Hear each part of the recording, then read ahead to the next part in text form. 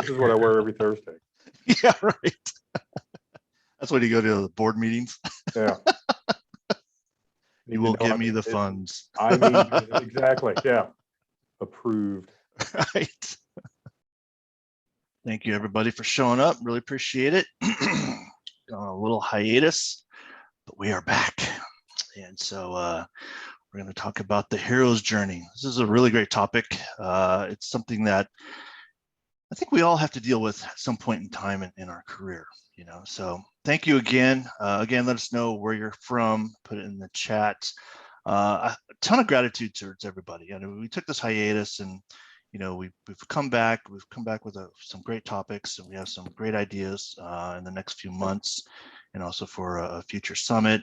And I just want to give a lot of gratitude to the audience and the community. I mean, this community is strong. It's great. Every time we're on LinkedIn or Twitter or even in Slack, you know, there's always somebody there and always somebody contributing and helping one another. And I really, really appreciate that. So this webinar just didn't have any sponsors. This is just purely just us talking to you guys about a particular topic and then bringing the community in to do a Q&A.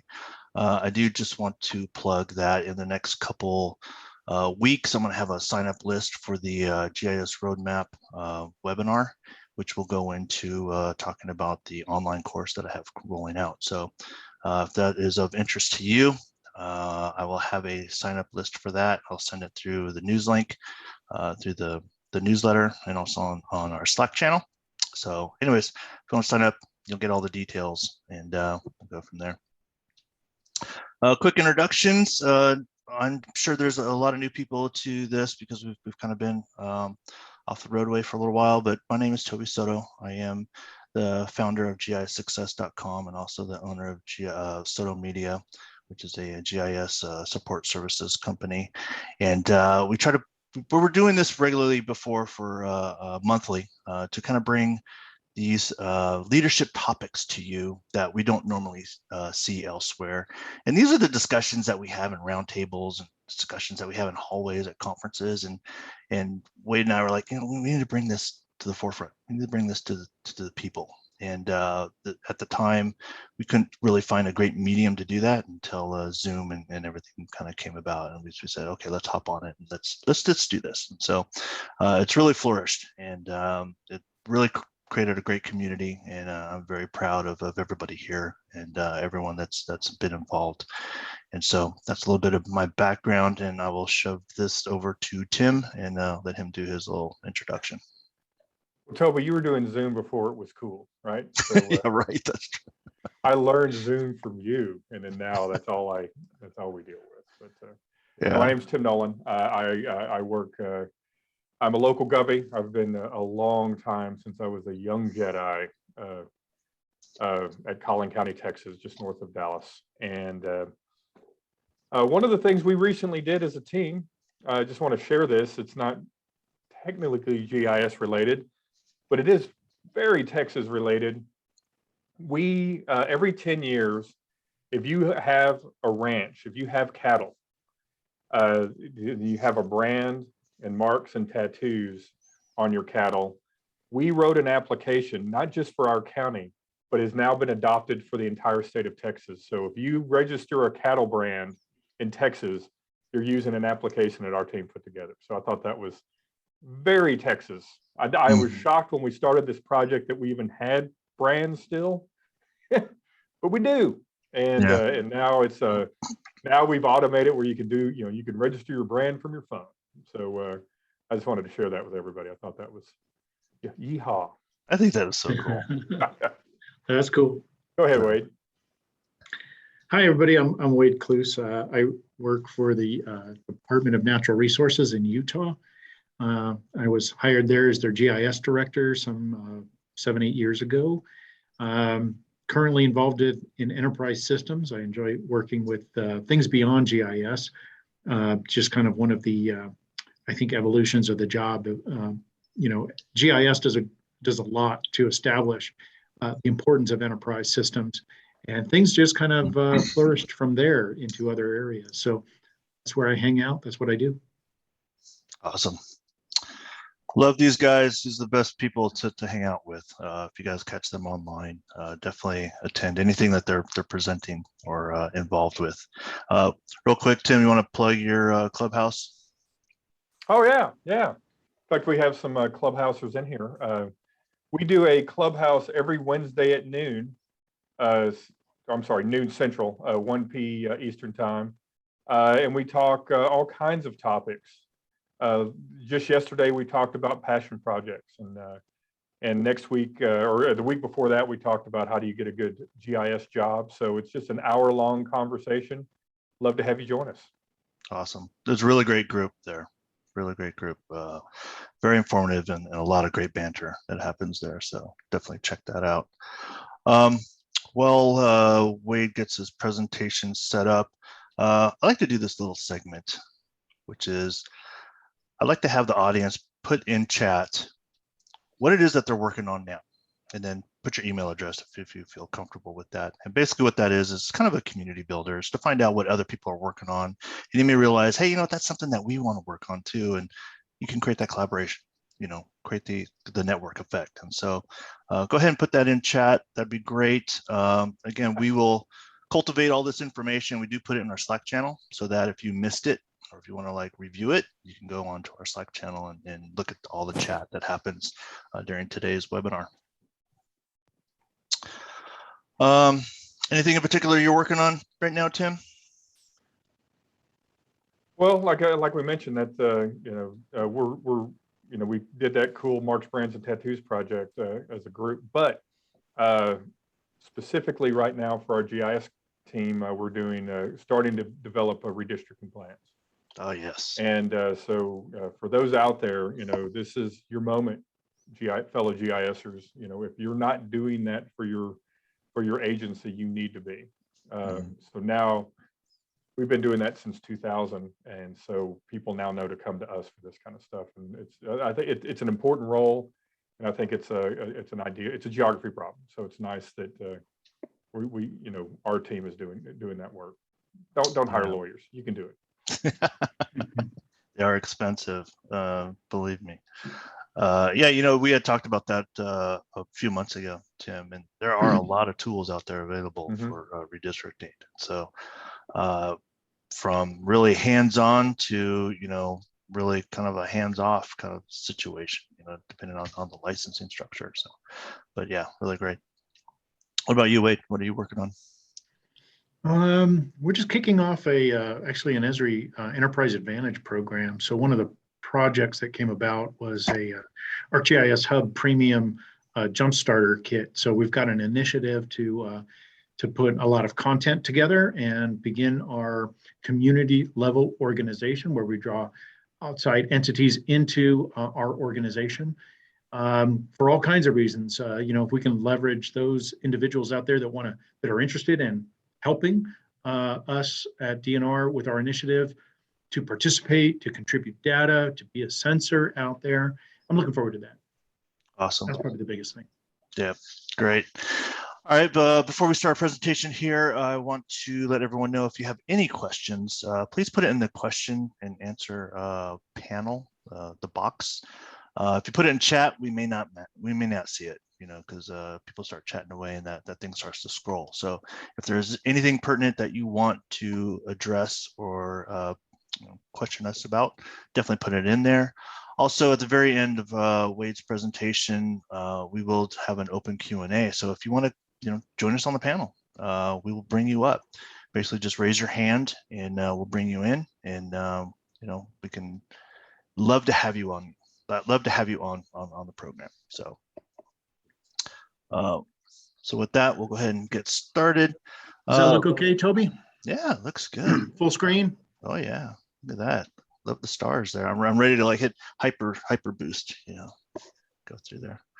So anyways, I just want to really address this presentation with the fact that this really embodies a lot of the things that we've been talking about over the past few years.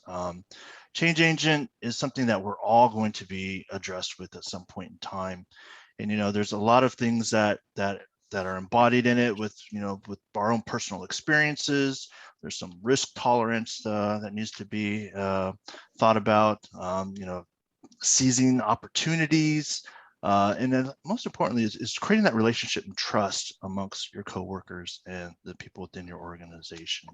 And then also, there's some elements of strategic planning too. So a lot of these things come together. This is such a great topic that we could really do some major deep dives in this. And this is something that we're actually considering for one of our GIS summits.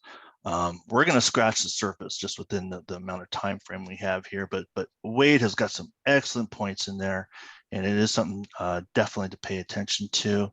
And we will also have this presentation up on our YouTube, and we'll have the PowerPoint also in Slack as well following today's event. So from there, I'm going to go ahead and let it go with Wade.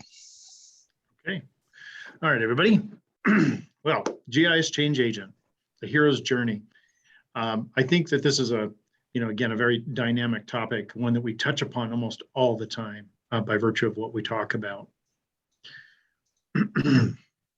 So before we embark on this journey, though, there are a few things to consider.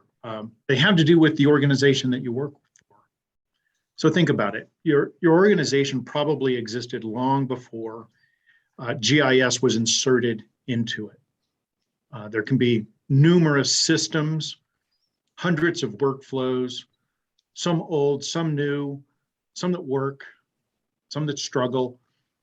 And GIS is often cast into these organizational realities that can make our job harder.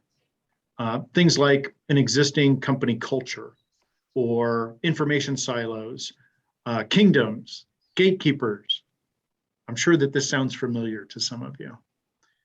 Well, at some point, GIS is inserted into an organization.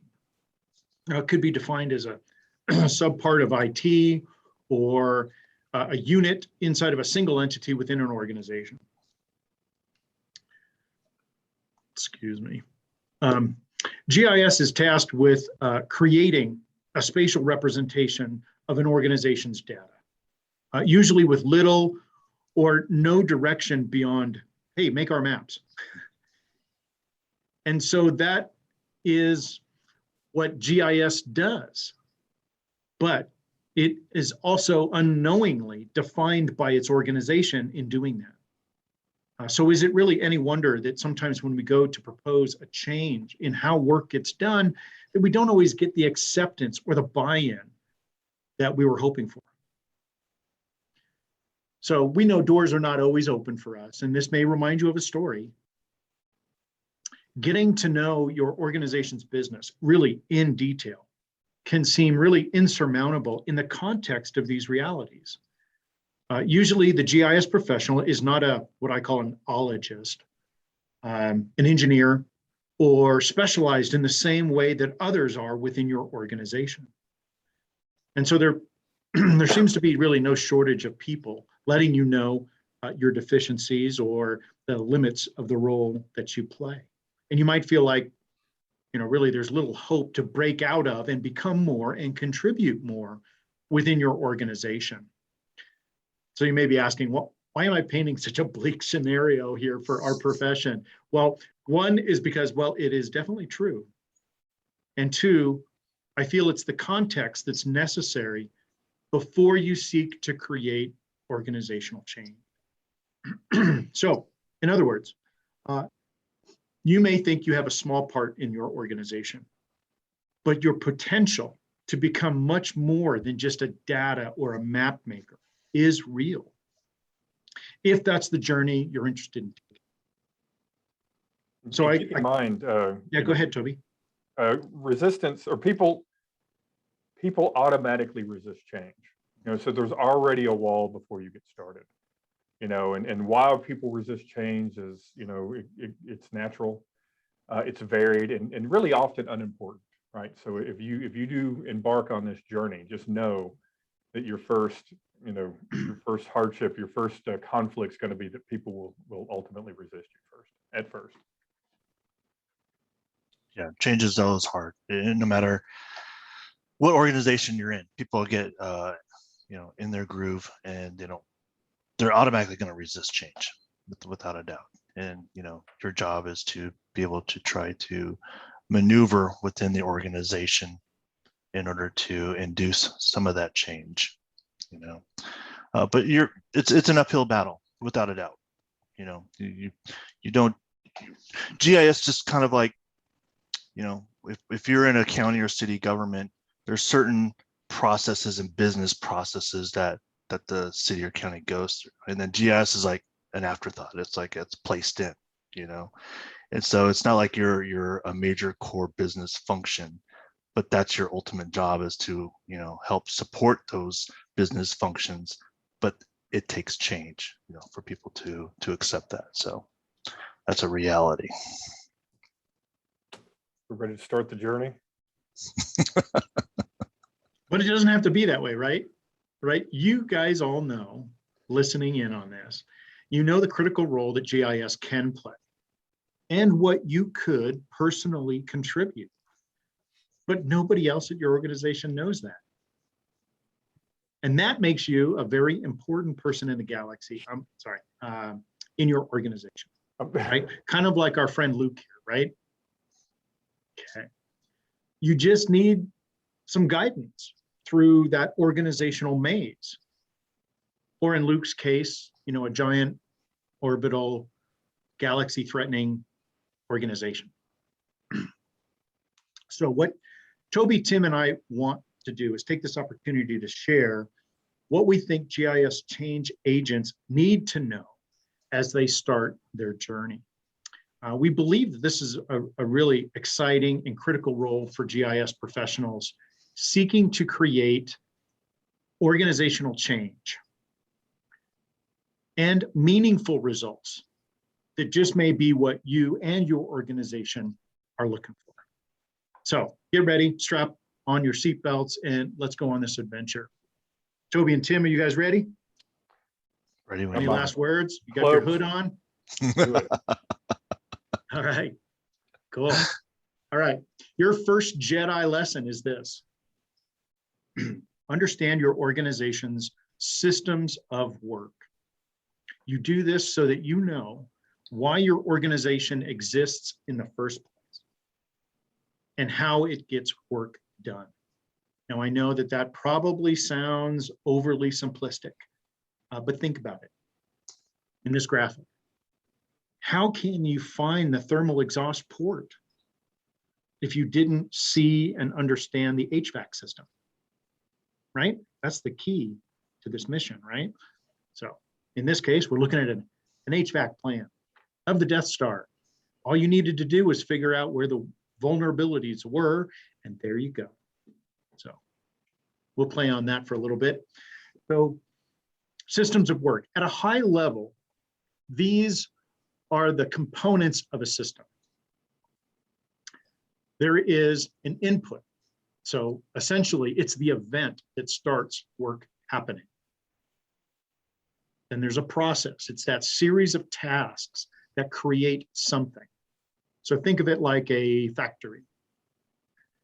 There is a deliverable, something that's tangible and quantifiable, the result coming out of the factory. There's an end user, the entity receiving the deliverable or benefiting from it. And then lastly, there is an outcome or the result, the net effect of work coming out of the system. Now, an organization can have many systems. And yes, you do need to actually understand all of them because, hey, Jedi GIS is not easy. It takes time and effort to focus in on this. So system thinking is foundational in order for you to focus GIS attention. So use the force, right? You just use the force. So I want to give you a couple of examples of what this looks like so you can appreciate it from DNR. All right, so sometimes we get told by a court to adjudicate an area for water rights. So that's what starts the system of water rights adjudication. That process is called the water rights claim processing. The deliverable at the end of that process is a judicial decree of an area's water right claims. We have lots of end users and stakeholders in that process. Water consumers, suppliers, policymakers, and let's throw in nature because every once in a while it needs a drink. The outcomes that we strive for is to have order and certainty of Utah's water. Okay, you get the picture there of how this progresses? So let's do another one, a fun one. A park visit. You visit one of Utah's 44 state parks that we are world renowned for. And you go there and you more or less engage with some type of a process. It could be the maintenance that happens before you get there. It could be the guest services that kick off as soon as you get to the gate. And then there's a revenue system that obviously happens in the background so that we can collect all your money. All right, our deliverable for us is exceptional customer experiences. Obviously, the park visitors are the primary customer in this picture. And we do that so that we can gain repeat customers. We grow our revenue and we endure a solid reputation. Here's another one, the last one. A permit request or a scheduled inspection could kick off a process, a permitting and inspection process. Obviously, the deliverable in this case is going to be actually a decision is made as a tangible item at the end of that process, or an inspection report gets created. Our end users could be the oil and gas and the mining producers, as well as the public, because they too have a part to play. Our outcome that we strive for is safe and compliant energy and mineral extraction. Okay. So you can see that the system thinking enables you to have an appreciation for mastery of what the organization does, who they do it for, and of course, why they do it. This is what the JEDI GIS change agent needs to develop mastery of, an appreciation for. Okay, here's another reason to master the systems of work. The system is essentially the heartbeat of a program or an organization. Emanating from the system here are key vital signs. If there is a problem in the system, system metrics will tell you where to focus. These vital signs essentially tell you how healthy your systems are, or if they are unhealthy. So the JEDI question is this: what does great look like?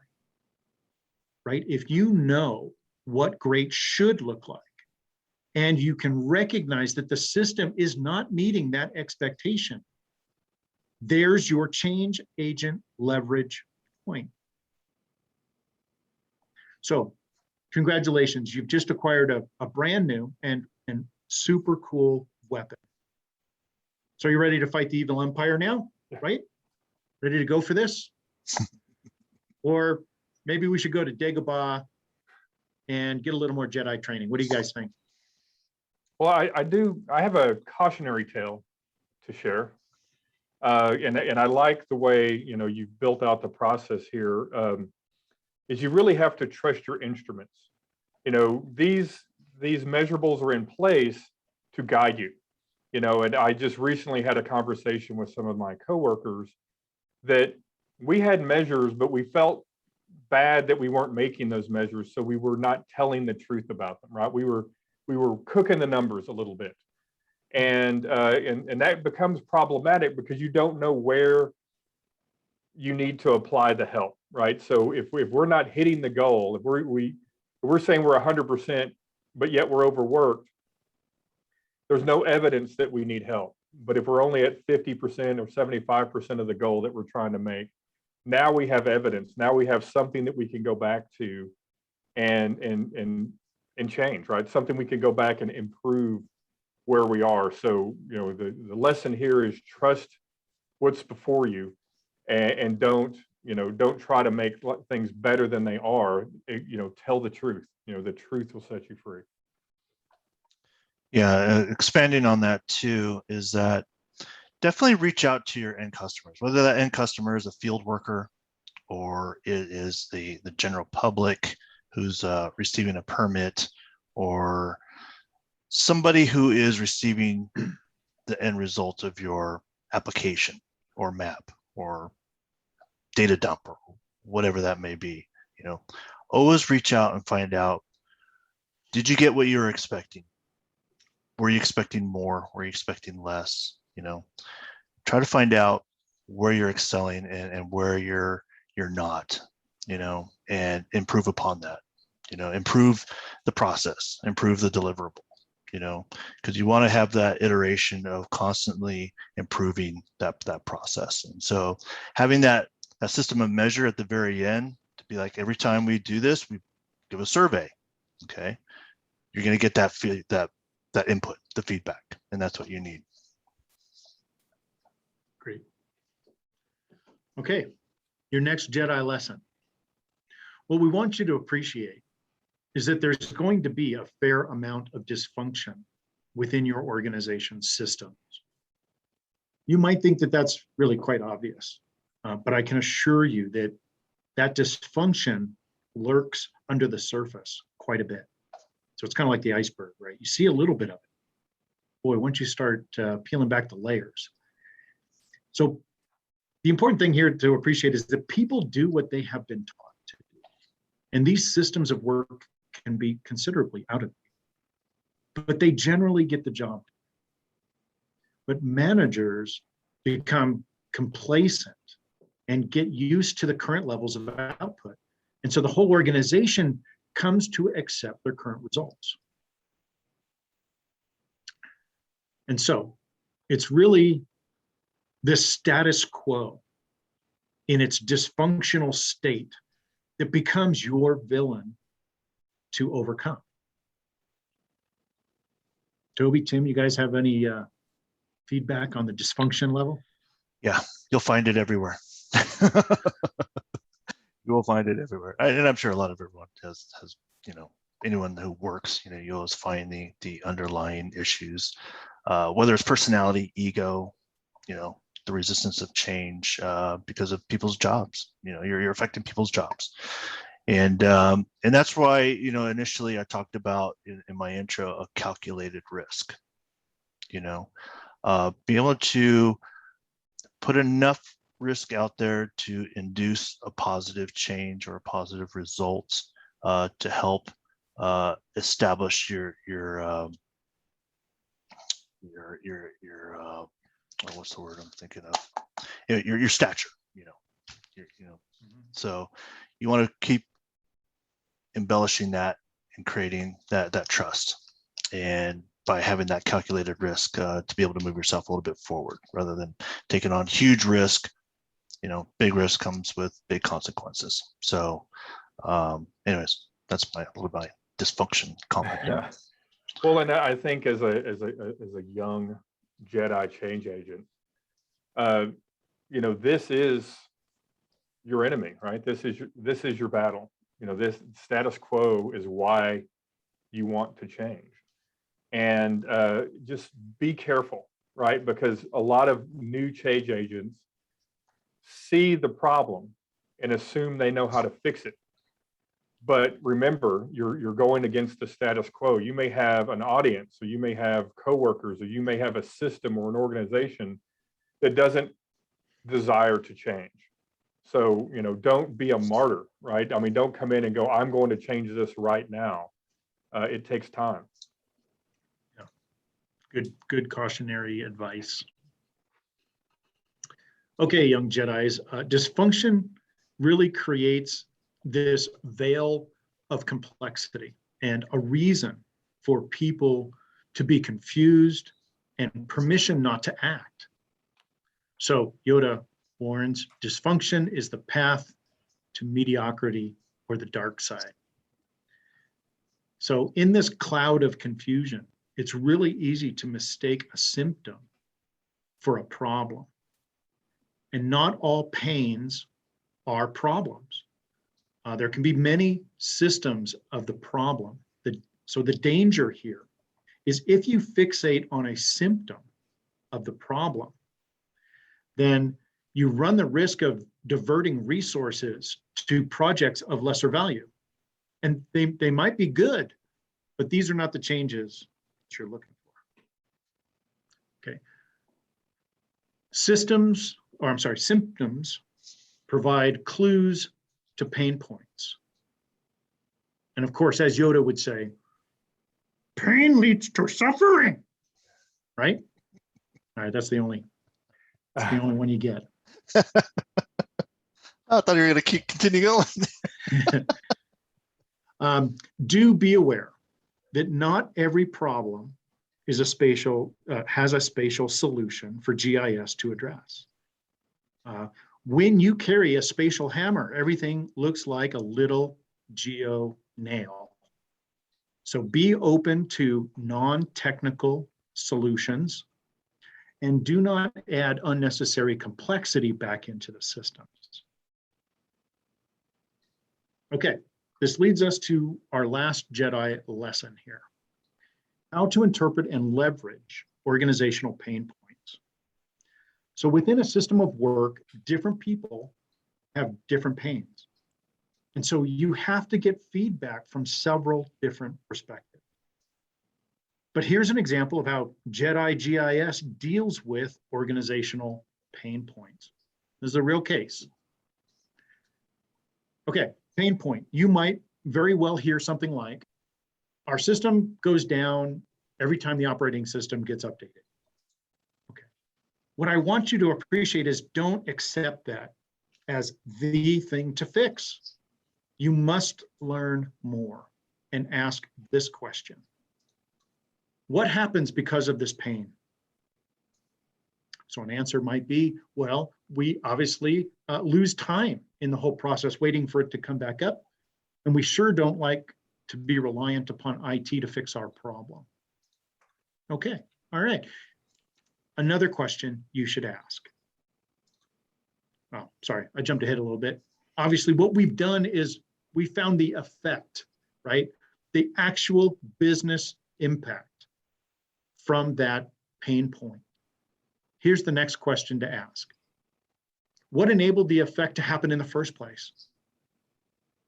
So an answer might be, we have many old and different systems that we have to use because that's the system, right? The system exists by virtue of many different factors. And that is the cause. So what we painted here is a cause and effect relationship. So let's try one more. We have too many workarounds as a pain point. Okay. What happens because of those workarounds? Well, you can imagine. Sometimes our data sources are in conflict with one another, or they're just wrong. We certainly have people doing different things. Well, what happened? What enabled that to happen? Well, our system doesn't track key attributes, so they had to come up with their own way of doing business, and they lack a standard operating procedure. All right, last one. Our pain point is that we're really overloaded here. We simply have too much work. Well, we must prioritize some work, and some work gets delayed. That's what happens when we're overworked. And we naturally have a backlog that is increasing. Well, what enabled that? Well, our workloads are somewhat hard to see. The assignment of work isn't clear as to how much work each individual is doing. Oh, and by the way, we only get evaluated for a certain kind of work. And so the lesson there is, well, people perform better when they're being evaluated for a particular type of work compared to other work. So what I think you can begin to appreciate is that if you only do focus on that initial pain point, you run the problem, or you may be tempted to focus on the wrong problem. and therefore not deliver the most impact, using the force and lightsabers and all the tools at your disposal. So if you hear that our system often breaks during platform updates, you may be lured into thinking that the system simply needs to have a version update. Or the too many workloads, well, or workarounds, let's just pick fewer workarounds. Or let's create the best workaround. And our overloaded workforce, well, let's just simply hire more people. Okay. Tim and Toby, any experiences you have with interpreting pain points? Yeah, definitely. When you're trying to get pain points, let's be honest here, you're not always gonna maybe get the true answer, because a lot of people don't want to address the fact that, they may be part of the cause of that pain point. So be very cautionary when you start looking into pain points. Sometimes you're going to have to go deeper. You may have to go through other routes to get the true pain points. So just be cautionary. Just keep asking why, and if this is not working out, what would be the ultimate solution? What would be the ultimate process? Or the ultimate application, or the ultimate way of doing something, and work your way backwards. Tim? Yeah, I think that, pain points can be the catalyst of change, right? I mean, there is a cause and effect, and I really like how this slide is done, but it's the pain point that people remember, right? That was the feeling that they got. So here's an opportunity here, right? This is a moment to maybe take that first step into being a change agent. And I would just remind everybody that it isn't always about changing the team or the organization. You really have to understand kind of motivations and desires, right? Why are we in this status quo mode now?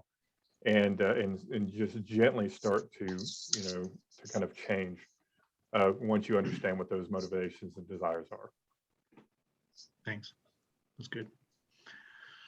Okay, so from our previous slide, we're going to take a look at the pain points, and we're going to visualize this epic battle that is in front of us. So what we heard was things like, we have many out-of-date systems. So the cause and effect relationships would suggest that, well, what stems from that, the symptoms that came from that were people created new ways to do work to compensate for a poorly designed system. And that obviously sometimes the application breaks. So we're going to branch off into another round of symptoms here. And of course, workarounds means that different people have different workarounds. And if there weren't standards, then you're going to wind up with a data integrity issue. When you have bad data, you're simply not using all the relevant information to make your decisions. And bad data means rework. We got to go back and do it right the second or third time. When you don't have all that information, you're obviously not very effective. Work execution is simply suffering because of that. What might all these symptoms begin to point to is that obviously it's taking us longer to do our job. So again, this is an example of when you start asking people for their pain points, there's any number of things that can be thrown at you, but you have to begin to put them together. So if a business impact is it takes us longer to do our work, what happens then? Well, we're simply not able to process the full workload. Okay. Our workforce is making decisions on which work to prioritize and not prioritize. What happens when that is done? Well, we naturally have delays. Work becomes out of date. You can probably anticipate the problem that this encounters, which is you're constantly putting out fires, whatever's urgent of the day. is where you're going to spend your time. And that, of course, brings us right back into, it's just, a lot of starts and stops of work, multitasking, and it just leads us right back into this vicious cycle of cause and effect. And in red here, what you're seeing is these are the tangible negatives that are persisting in the business today. So what is important here is that you have to find and address the core problem. So here's a hint. It's what all the lasers are pointing at, or most of them. Right? So if you aim for a core problem, what you're seeking to do is break the cycle of cause and effect. And in this case, focusing on anything that can speed up the processing of work will be helping this core problem. So, real quick, back on that, congratulations. Wade. What's that? Go back to that slide real quick. Got to run through it. I just want to mention that, you had mentioned this in the very beginning, Wade, that it may not be a GIS solution. It may not be GIS centric to help improve this cycle. You may understand the business process and you understand what's happening within the organization, but the solution may not be GIS. It may be something totally different, but you need to at least understand that GIS is not the panacea to every problem that you're going to face. So I just want to put that out there that, like you said, everything's not a nail, to be hit with that hammer. So just want to put that out there. Okay, well, we've come to the end of our journey. Congratulations, you've learned how to break the vicious cycles that can threaten your galaxy or organization. But every journey does come to an end, except when contractual sequels are in your destiny. And oh, by the way, if you do work for government, they certainly will be. So these are the milestones on your journey. We have really just scraped the surface here of being a GIS change agent. So let us know if this was useful information. And if you want us to deploy more, JEDI GIS resources on this subject, we'd be happy to dive deeper into this conversation. But, Toby, Tim, any Excellent. last words of wisdom here? Yeah, I just want to mention one thing is that, you notice we talked about the human element, that change is something that people have a hard time dealing with. They're in their comfort zones, and when you make change, now you're dealing with human emotions, you're dealing with egos, you're dealing with their comfort zones, you're dealing with their day-to-day activities. And so keep that in mind. Not everybody is going to be raw GIS. You may have to take those baby steps in order to get clout, to create those relationships, to create that trust amongst your peers, amongst your managers, amongst the executive staff, amongst the city managers and council. I mean, you have a long chain that you're going to have to deal with, but making those initial baby steps, creating that trust, even amongst your peers, allows you to move to the next level or to the next change. Be incremental. You're not going to try to boil the ocean. Okay, start out with the pan, boil the pan, and then keep adding more pans. Just don't go straight to boiling that ocean. So that's my ending comments there.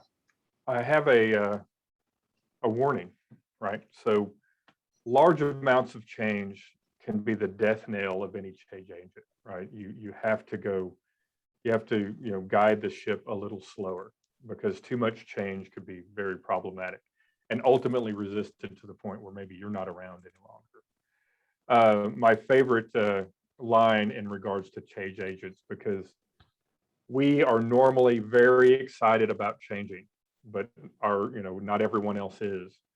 So, the warning here is don't inflict help. don't force it down anyone's throat, right? You need to be patient. If you show patience, and that means you got to play the long game sometimes, is that change takes time, and don't force it. Yeah. Yeah, I've expressed to Toby and Tim that I do have some reluctance to promote the idea of instituting organizational change in ways that a GIS professional may not be empowered to do so as part of your job responsibilities. Because there is some inherent risk of you playing outside of your bounds. And so you do have to consider that. But there is a saying that not all change is successful, but you cannot have success without change agents. So somebody somewhere is taking on that role and responsibility in your organization. Look for those organizational changes that are successful. Find out who was instituting that and make them your ally as you go through your organization on this journey. But do be careful not to stick your neck out too much. But there are some really good lessons here. I think it's a great mentality to approach GIS with, is that you are in fact instituting change every time you go and make a workflow enhancement. You have to realize you're changing the business rules when you do that. Make sure they rewrite the business rules. Don't just implement GIS because you created it, but because the business is adapting to include it. So with that, I think we can go ahead and open this up to some questions, some Q&A. So Toby, I'll let you run that. All right, we do have one question up here by Amy Roust. Do you have any success stories for identifying and overcoming a dysfunction at work?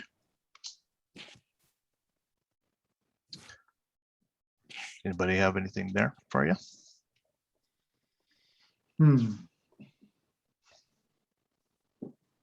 Well, I will say that the example that I provided you with was enlightening for us at DNR when we went through the exercise to discover these pain points. And I think the appreciation here is that, one, it is illuminating to the work unit itself. They simply don't have this kind of insight in and of themselves. We really had to promote these provoking questions in order to get them to see that they had more than an old technology problem. What they really had was a system that was a series of band-aid approaches to technology deficiencies. And what we are focusing in on now is, well, what can we change by virtue of no technology or no investment? It doesn't take any money or additional outside resources to change a process. So finding standard ways to do work, establishing actual expectations that work gets done a certain way, avoids the workarounds, improves the data quality. So I would say that that very example I used in this presentation is an example of success as it begins to be deployed. And it brings attention to the things that you can do and act on right away. You don't have to wait for $1 million for a new technology solution. And sometimes, if you do stick your neck out there, follow through on that. Our example was, we only started doing redistricting because we said we could do it. No one was going to ask us to do it because they didn't know we could. We had to prove that we could. So sometimes you do that, perhaps a passion project, that you go out and you do the work and then you display it, and then now people start to realize, I did not know you can do those types of things. And then now the real work begins, right? Now it's purposeful. Yeah, definitely have awareness. A quick story that I have is when I worked in Anaheim, we were implementing GIS there, and especially in the public utilities department in the water. And the field guys would have these hard copy printout books in each of their trucks. And, Anaheim's a big city. So we got 20 trucks, so we're printing maps constantly. just to keep them up to date on the as-built and all the different changes in the system. But but their pain point is they go out in the middle of the night when there's a main break. A few of the project manager guys or foremans go out there with their books, and they all turn to page 5, and they all have different configurations of the system. Their pain point is, how do we know which one is the right one? Because updating those map books was problematic. They'd get the changes, but they wouldn't put them in the books. So being GIS, we listen. Well, what's the pain? What is happening here? These guys are getting up in the middle of the night, getting a phone call, getting in there, going down to the public yard, getting in their truck, going to identify a problem. Got to know what valves to turn off, in order to isolate this main break. So we're listening to that, and it's like, okay, well, what if you had a laptop? It had the most current GIS information in there that would tell you, you can zoom exactly to where you're located. So there's like a little GPS unit on there. And then you can pick where the pipe is broken, and it'll like do a network trace and tell you what valves to turn off. Okay. And so you could actually be at home, finding out what those valves are, and actually radio your crew, just go turn off valve 247, and then, so now you got less people having to go out in the field, less confusion of information. And our initial, it really kind of depends like who you talk to as well, because when you talk to like the older generation of the field guys, they're like, what do we need that for? We got George. George has been here for 50 years. He knows this system inside and out. It's like, well, that's great, but George is 65 years old. He's already talking about retirement. What are you going to do when George isn't there? Okay. Well, all that information that's in George's head, you're not going to be calling him at 2, 3 in the morning to find out, hey, what do we do? He's long gone. So, here's a little demo. Here's a little project that we put together. Take a look at it, see what you think, get the feedback. Yeah, we don't like it because of the symbology. Oh, I don't like the way it zooms, and all this information comes up. I'd rather, have less information. Less information is more, And so getting that loop, creating that feedback, creating that value to them, and creating that trust factor that, the changes that you request, we'll do it. And boom, here it is. Really? You can do that? So you just kind of keep creating that relationship to the point where it's like, you know what? I want this for all of our trucks. And so next to know it, you got a PO for like, 20 tough books, to be mounted in trucks. And then, now you got to change your GIS process to make sure that all that data gets, updated to those trucks. So, but it's just listening. It's listening to where those pain points are, listening to the problems that are being generated that, we're not always out in the field. We're not there. We don't see it, until somebody tells us what those problems are being. But as soon as you start to hear it, start digging in, start asking why, and how you can help, and, but just don't jam it down their throat. Like, hey, you're going straight to an automated web map, you're going to get a lot of pushback, so it's just taking those incremental steps. Again, create the trust, get it in front of them, show them the benefits, change, reiterate, fix, create the clout, and then you can make it happen. So it didn't take much to put our neck out. It wasn't a high risk project. It's like, hey, here's something that we can do.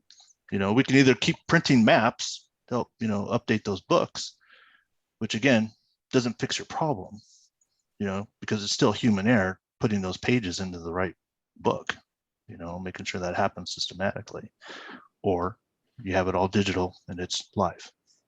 So anyways, that's my little rant on that. Now I know we're at the, we're about to wrap it up, and whether we want to talk about it now or if I just, tell everyone, we're going to post the chat as well.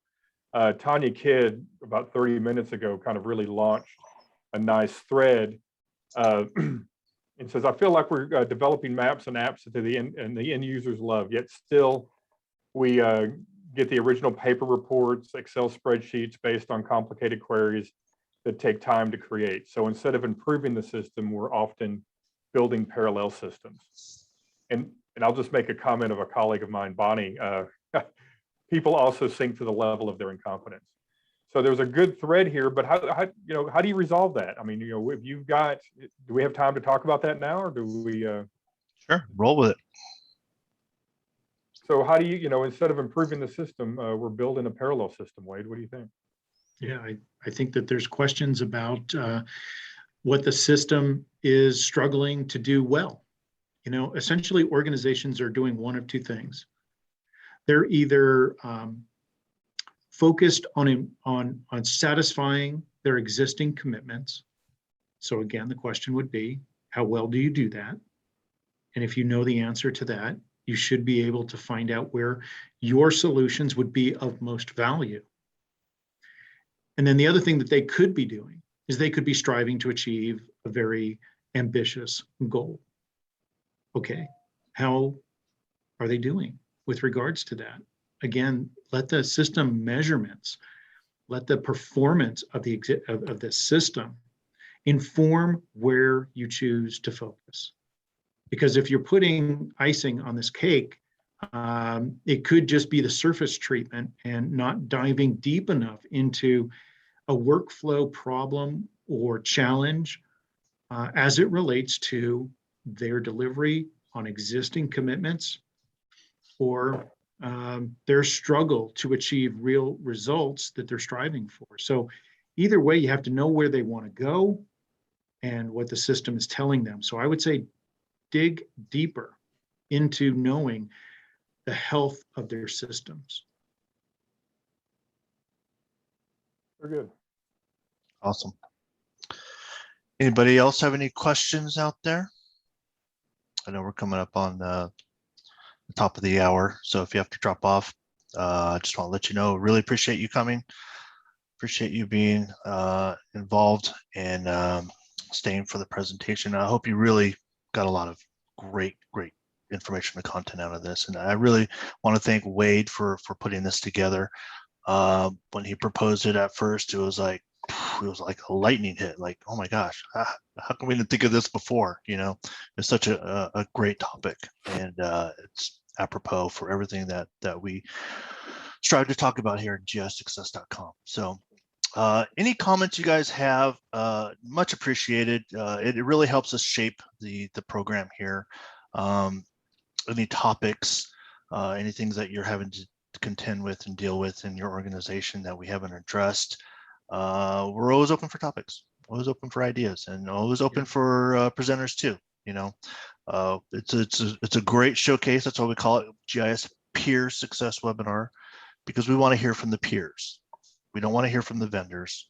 We want to hear from the peers, the people that are in the trenches, and the problems and the solutions and the things that you're having to go through, and bring it to the forefront. That's what we're here to help solve those issues for you. So this is the webinar you were looking for. Yeah, right. Gotta love Tim. Love the cosplay. So with that, probably in about a week or so, we will have this posted on YouTube, and it'll be all over the socials.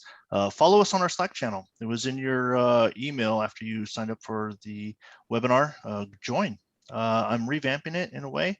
We have a new introductions section to where you can introduce yourself. So it's a little easier to kind of like get in and just kind of like, hey, this is who I am. And, we're trying to like streamline things a little bit better. And just, I really want to help build a community. I mean, the more that we build a community, the more these conversations happen, the more that we're going to get value out of what we do in our jobs.